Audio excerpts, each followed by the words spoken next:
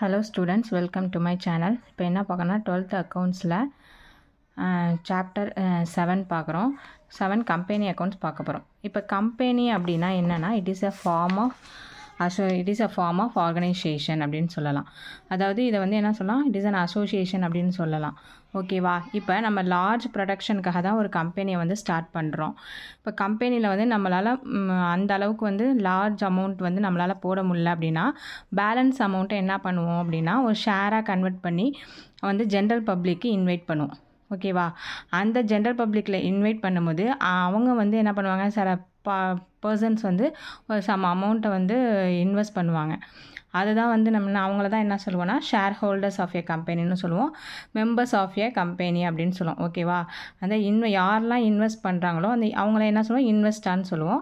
அவங்கள வந்து கம்பெனியில் இன்வெஸ்ட் பண்ணிட்டாங்க அமௌண்ட் அப்படின்னா ஷேர் ஹோல்டர்ஸ் ஒரு மெம்பர்ஸ் ஆஃப் ஏ கம்பெனி அப்படின்னு சொல்லுவோம். ஓகேவா? இப்போது அவங்களுக்கு கிடைக்கிற அந்த ப்ராஃபிட் வந்து டிஸ்ட்ரிபியூட் பண்ணுவாங்கள்ல, அதை என்ன சொல்லுவாங்க, டிவிடெண்ட் அப்படின்னு சொல்லுவாங்க. ஓகேவா? அவங்க ஷேர் மூலியமாக இன்வெஸ்ட் பண்ணி ஒரு கம்பெனி உள்ளே வராங்க, அவங்களுக்கு கொடுக்குற ப்ராஃபிட்டை என்ன சொல்லுவோம், டிவிடெண்ட் அப்படின்னு சொல்லுவோம். ஓகேவா? ஓகே, இப்போ வந்து நம்ம சம் பார்ப்போம். ஒரு சம் அப்படியே பார்க்க உங்களுக்கு வந்து சம் ஈஸியாக புரியும். ஃபர்ஸ்ட் ஒன் பாருங்கள். இப்போ வந்து ஃபார்மேட் பார்க்க போகிறோம். ஃபார்மேட் வந்து ஜேர்னல் என்ட்ரிஸ் தான். ஃபுல்லாக கம்பெனி அக்கௌண்ட்ஸில் வந்து ஜேர்னல் என்ட்ரிஸ் தான் போட போகிறோம். இப்போது first one, when shares are issued for cash at par அப்படின்னா ஃபேஸ் வேல்யூ. ஃபேஸ் வேல்யூங்கிறது அவங்க என்ன சொல்லியிருப்பாங்கன்னா இப்போ 20,000 வந்து ஒரு 10 rupees அப்படி தான் ஃபேஸ் வேல்யூ வச்சுருப்பாங்க. ஓகேவா? இதுக்கு அதிகமாக +2 வச்சாங்கன்னா அது ப்ரீமியம் சொல்லுவோம், மைனஸில் வச்சா அது டிஸ்கவுண்ட் அப்படின்னு சொல்லுவோம். அது வந்து போக போக உங்களுக்கு புரியும். இப்போ பார் அப்படின்னாலே 10. ஓகே, 10 rupees 100 rupees இப்படி தான் வச்சுருப்பாங்க. இப்போது ஃபஸ்ட்டு ஃபார்மேட் பாருங்கள். On receipt of application money. இப்போ நம்ம என்ன பண்ணுவோம், ரெசிப்ட் அப்ளிகேஷன் மணிக்கு வந்து நம்ம எவ்வளோ ஒரு 2 rupees வந்து வச்சுருப்போம்னு வச்சுங்க. இப்போ அதுக்கான ஜேர்னல் என்ட்ரிஸ் என்ன பண்ணுவோம், bank account data to share capital application account அப்படின்னு சொல்லிட்டு போடுவோம். அதுக்கப்புறம் வந்த அப்ளிகேஷனை வந்து ட்ரான்ஸ்ஃபர் பண்ணுவோம். Allotment of shares to transfer share application money. இப்போ ட்ரான்ஸ்ஃபர் பண்ணும்போது அதுக்கு என்ன ஜேர்னல் என்ட்ரி போடுவோம்னா share application account data to equity share capital போடுவோம். இதே வந்து நம்ம அப்ளிகேஷனை வந்து ரிஜெக்ட் பண்ணிட்டோம் அப்படின்னா அதுக்கு என்ன ஜேர்னல் என்ட்ரிஸ் போடுவோம்னா equity share application account to bank account அப்படின்னு போடுவோம்.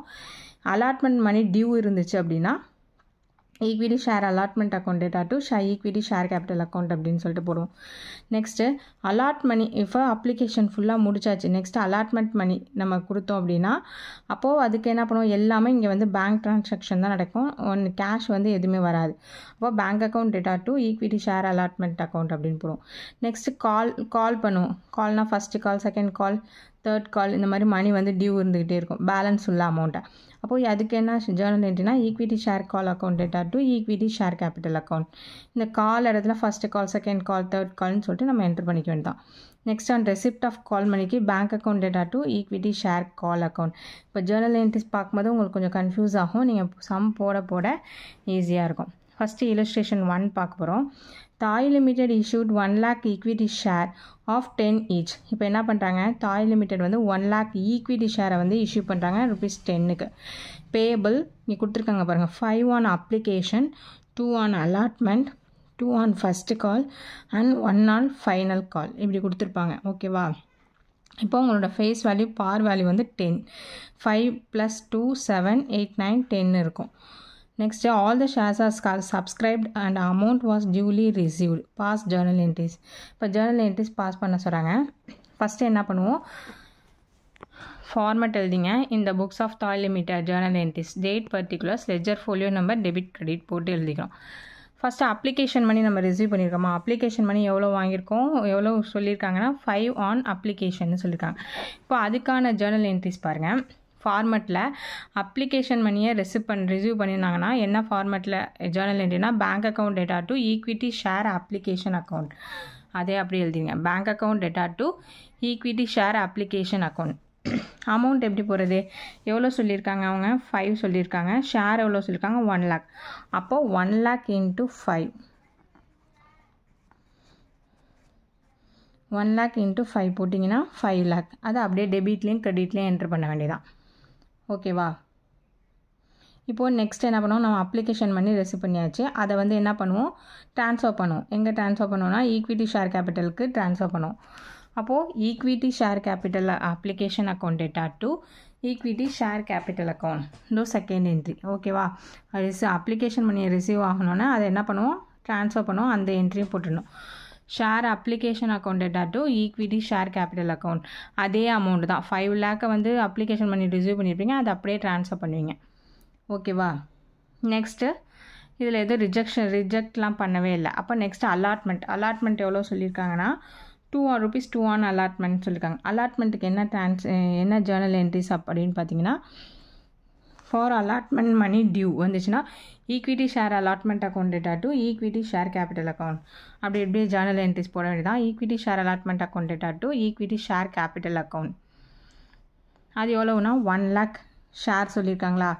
அப்போது 1 lakh into 2 rupees அலாட்மெண்ட்டுக்கு சொல்லியிருக்காங்க. 1 lakh into 2 lakh. ஓகேவா? இப்போ என்ன பண்ணுவீங்க, அதுக்கான அலாட்மெண்ட் மணியை ரிசீவ் பண்ணிட்டோம். அப்போ அதுக்கான என்ட்ரி போடுவோமா? ஃபஸ்ட்டு அலாட்மெண்ட் மணி டியூ போட்டாச்சு, அப்புறம் அதுக்கான ரிசீவ் பண்ணதுக்கான entry bank account data to equity share allotment account. Bank account data to equity share allotment 2 lakh.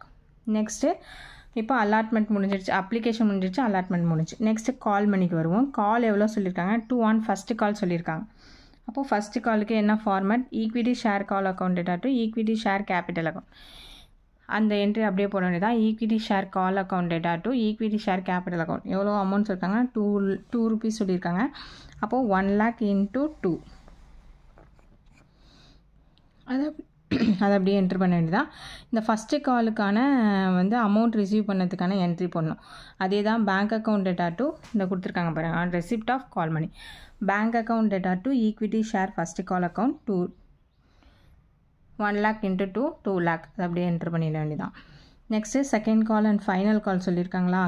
அப்போது equity share second and final call account data to equity share capital அது 1 rupees சொல்லியிருக்காங்க.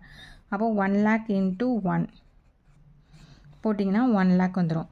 இப்போது அதை என்ன பண்ணால் receive பண்ணதுக்கான entry போடணும். Bank account data to equity share second and final call 1 lakh அப்படின்னு போடணும். ஓகேவா?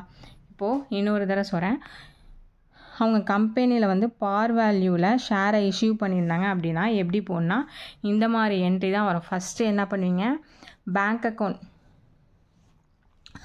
அப்ளிகேஷன் பண்ணி ரிசீவ் பண்ணதுக்கான என்ட்ரியை தான் ஃபஸ்ட்டு போடணும்.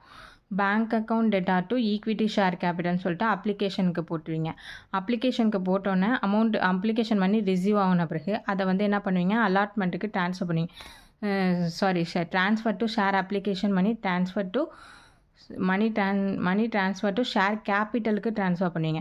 அதுக்கு என்ன அப்படியே போடுவோம், தலைக்கீழ equity share application account data to equity share capital இது அப்ளிகேஷனுக்கு முடிஞ்சிருச்சு. நெக்ஸ்ட் அலாட்மெண்ட் கால் பண்ணியிருந்தாங்கன்னா equity share allotment account data to equity share கேபிட்டல்னு போடுவோம். ஓகேவா? போட்ட பிறகு அதை என்ன பண்ணுவோம், பேங்க்கில் ரிசீவ் பண்ணிக்குவாங்க. Bank account data to equity share allotment account இதுக்கு 2 என்ட்ரி முடிஞ்சிச்சு. Next call equity share first call account data to equity share கேபிட்டலுக்கு போடுவோம். அதே என்ன பண்ணுவோம், bank account data to equity share first கால்னு போடுவோம். அதே மாதிரி செகண்ட் கால் இருந்தால் equity share final call account data to equity share கேபிட்டல்னு போடுவோம். அது என்ன பண்ணுவோம், பேங்க்குக்கு அப்படியே ரிசீவ் பண்ணதை காட்டுவோம். Bank account data to equity share second and final call. ஓகேவா? ஃபஸ்ட்டு சம் போட கொஞ்சம் கன்ஃபியூஸ் ஆகும். நீங்கள் போட இந்த ஜேர்னல் என்ட்ரிஸ் தான் போட போகிறீங்க, அதனால் ஈஸியாக புரியும். ஓகே, தேங்க்ஸ் ஃபார் வாட்சிங்.